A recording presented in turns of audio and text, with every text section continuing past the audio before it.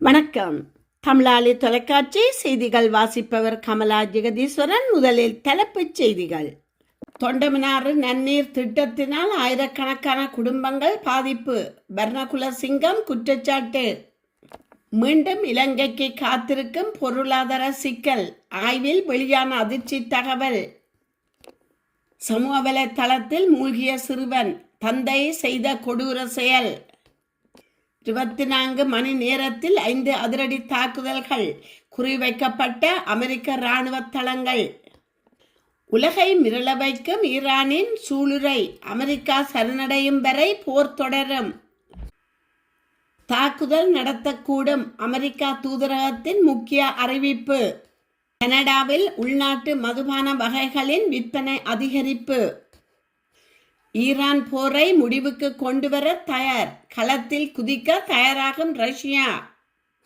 கனடாவில் புதிய உச்சத்தை தொடும் டீசல் விலை. ட்ரம்பின் அடுத்த இலக்கு, ஹோர்மோஸை எளிதாக திறக்க முடியும் அறிவித்த ட்ரம்ப். இனி தொடர்கிறது விரிவான செய்திகள்.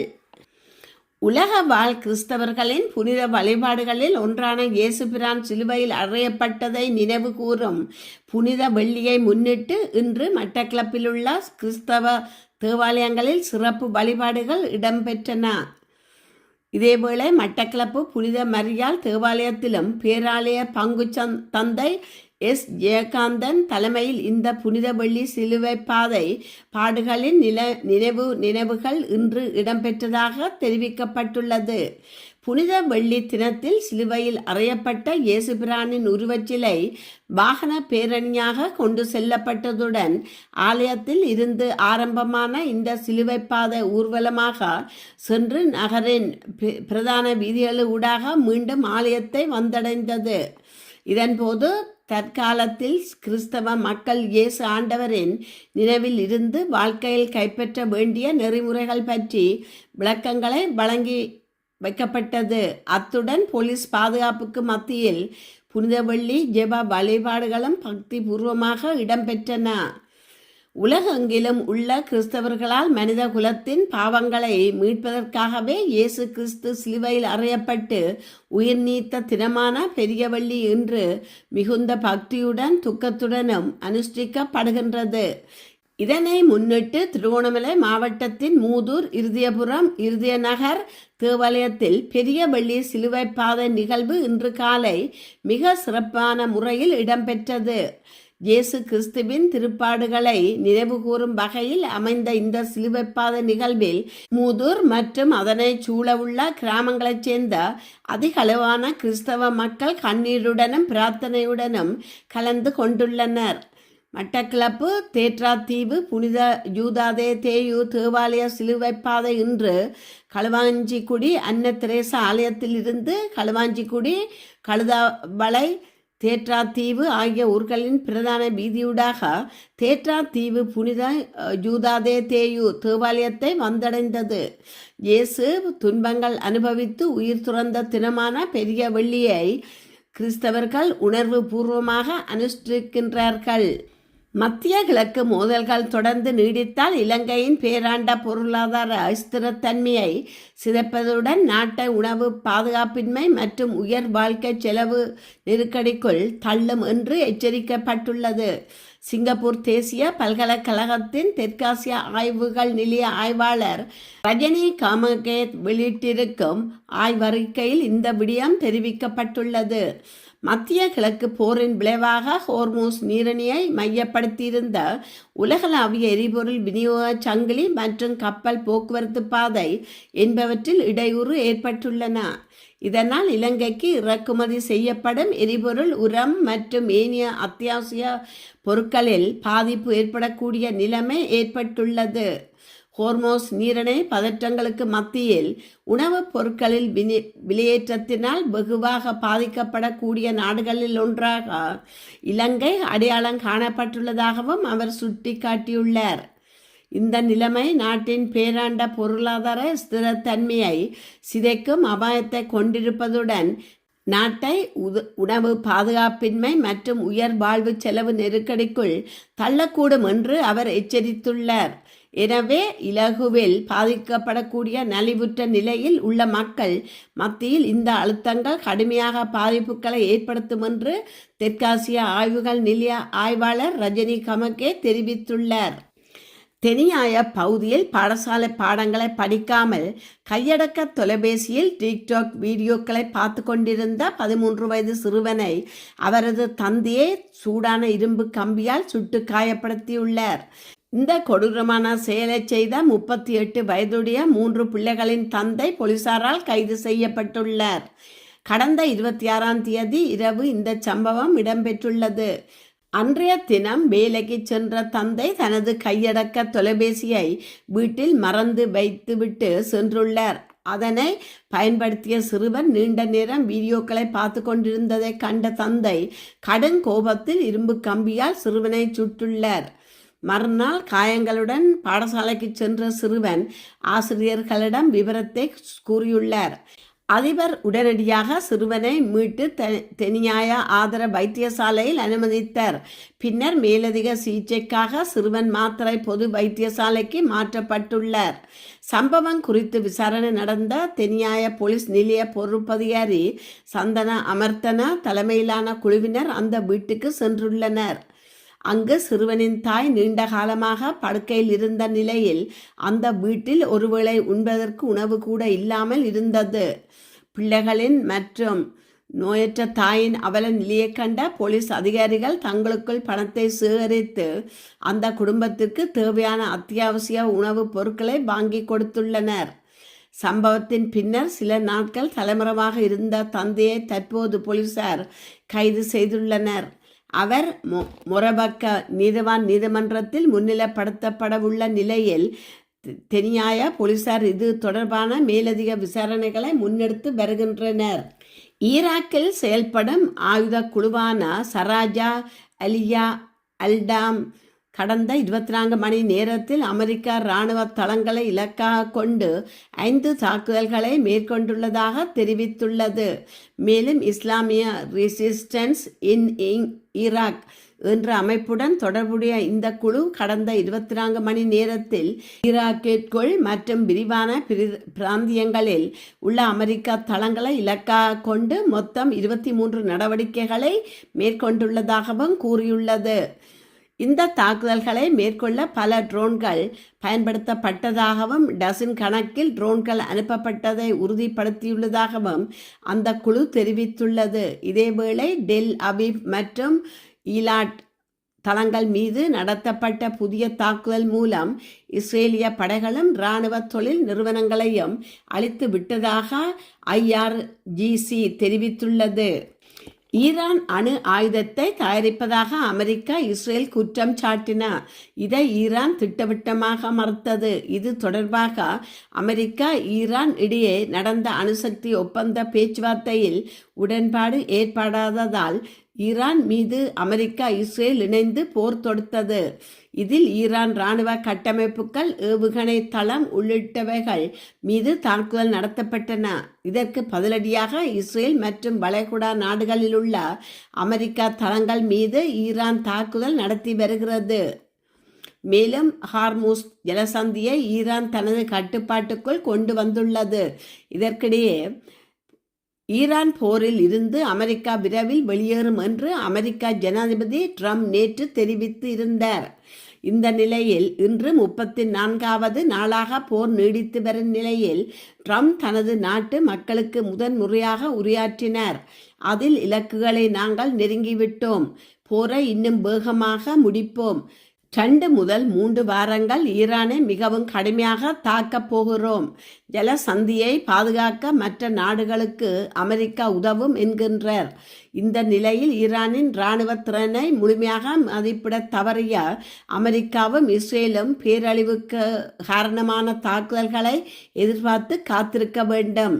அமெரிக்கா அவமானப்பட்டு இழிவடைந்து நிரந்தரமான வருத்தத்திற்கு ஆளாகி சரணடையும் வரை இந்த போர் தொடரும் என ஈரான் அளித்து விட்டதாக ட்ரம்ப் கூறியதற்கு ஈரான் இராணுவம் சூளுரைத்துள்ளது.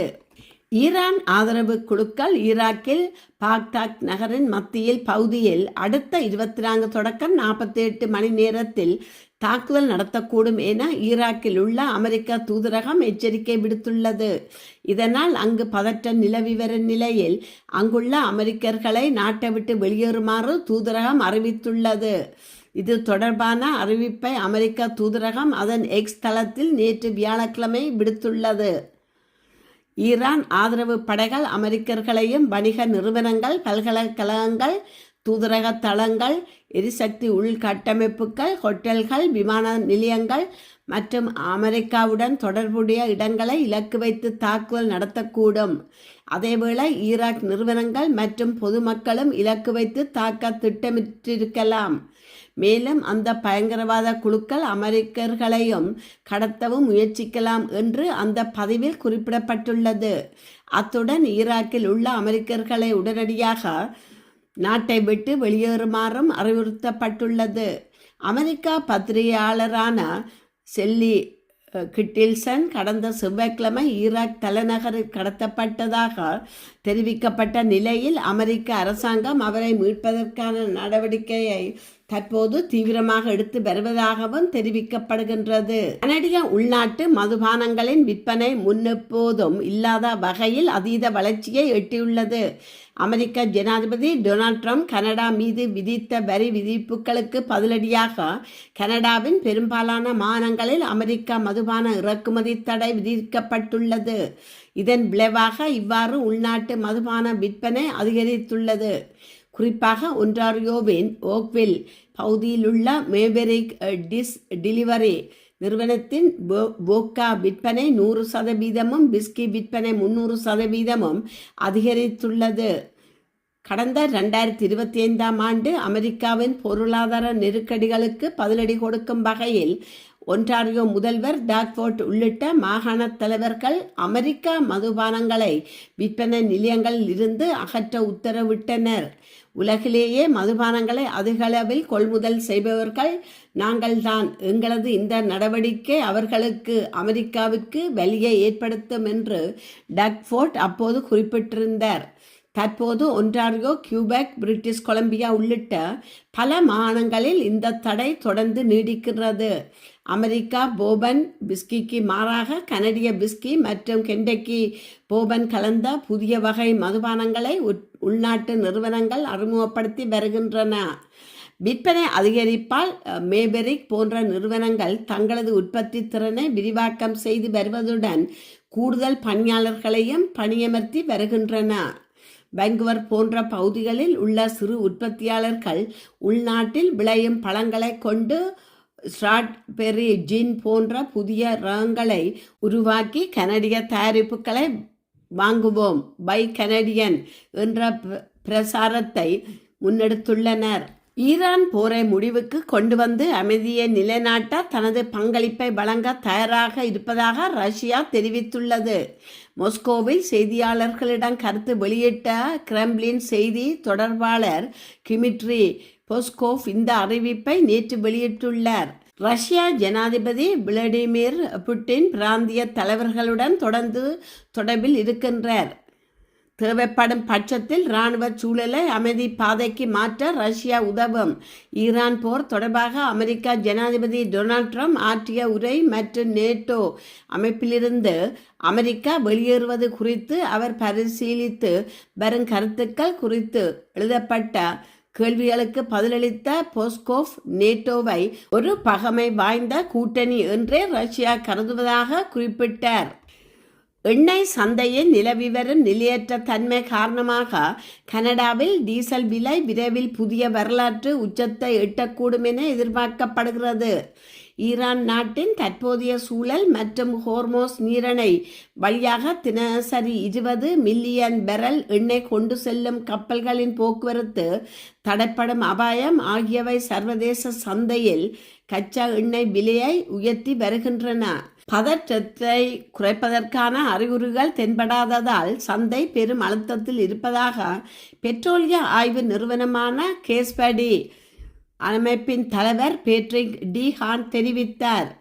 வியாழக்கிழமை நிலவரப்படி டொரண்டோ உள்ளிட்ட பெரும்பாக பகுதிகளில் 1 லிட்டர் பெட்ரோல் விலை $1.84 டீசல் விலை $2.20 பதிவாகி உள்ளது. அடுத்த 48 மணி நேரத்துக்குள் டீசல் விலை $2.25 தாண்டி புதிய சாதனை படைக்கும் என்று கண்காணிக்கப்பட்டுள்ளது. பெட்ரோல் விலை தற்போது அதன் முந்தைய உச்சத்தை விட 40% குறைவாக உள்ளது.